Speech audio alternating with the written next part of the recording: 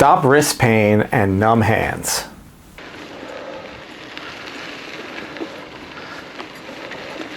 If you've gone on a long ride, or just a lot of rides recently, you might have wound up with sore wrists and some hand numbing on the trail. Now, the wrist pain usually happens after the ride, but the numb hands happen right on the trail. There are a couple of easy things you can do to help avoid the issues that I'm going to show you. For wrist pain, one easy thing you can do is make sure you're holding onto your bars properly. Yeah, I know this sounds weird because you've likely been riding a bike since you were a kid in the same way. Stay with me here. What I see quite a bit of on the trail is someone holding their bars like this. You see that position? That's what's going to lead to pain and even carpal tunnel syndrome. This is an unnatural position. What you need to do is grab on like this. See how you're straight through the arm and hands onto the bars?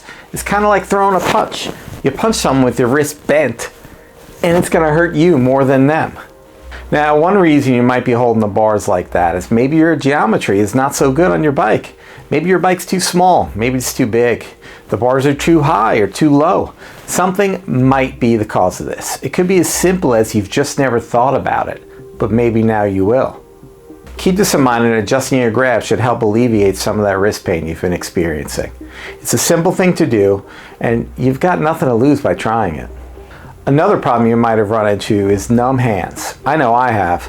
This can be somewhat related to the bike's geometry, and while this is not as easy to fix, you can make some adjustments. Most numb hands can be fixed by adjusting your hands, holding the bar in a different way for a bit, and that's great. But what about trying to stop it before it happens? Now, if you're a motorcycle rider, you're probably familiar with numb hands after going for a long ride. A lot of this is because of the repetitive buzz from the engine, and bar ends and other items can help. We don't really go for weights in mountain biking, but the idea is to help eliminate some of the buzz coming through the bars into your hands. For us, this can mean some squishier grips that help keep you a bit looser and cut down on the bumps and vibrations. Squishier grips, foam grips, will also help keep that death grip from going right through. Another item to look at is stem and bar height. If you're leaning forward quite a bit, that's the thing with older bikes that put you more forward, you're putting your weight right on your wrists and hands. Using a stem with a rise and maybe even a riser bar will take some of the pressure off your wrist and hands, keeping that numbness away for a bit longer, if not altogether. Let me show you an example of a higher stem and an old riser bar. Take a look at this. Looks kind of goofy, but this is from an older bike, a 26er, that you just were really over the bars. You're really hanging over it, and this would help alleviate that. So you can see that right there will look a little goofy, but it's going to stop some of that pain. Now you can see this riser bar right here, right? That's a pretty good rise. Let me show you something else. Now here's a even bigger rise. This one is crazy, right? Look at the size of this thing. So I got this to give it a try out on the trail.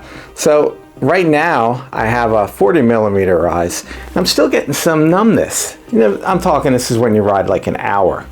So I'm thinking maybe if I go just a little bit higher, I can cut down on that. I can cut down on putting so much weight onto the bar so to lift me up a little bit. I mean, not goofy boomer dad high, but I mean, I think we're getting kind of dangerously close. But if this works, then hey, it was worth it. You can also try different materials for your handlebar. There are aluminum bars with rubber inside, carbon fiber bars, even titanium bars. All of them say they handle the vibrations differently better. I've ridden enough that I feel that I can say carbon is better for me, but I've also seen a lot of videos and anecdotal research that sort of proves there isn't much difference between any of the types, and it's personal preference. But again, in my opinion, carbon is pretty good, and it does work for me to cut down on that buzz and numbness. You should also keep in mind a change in these will affect how your bike rides, specifically how you climb steeper hills.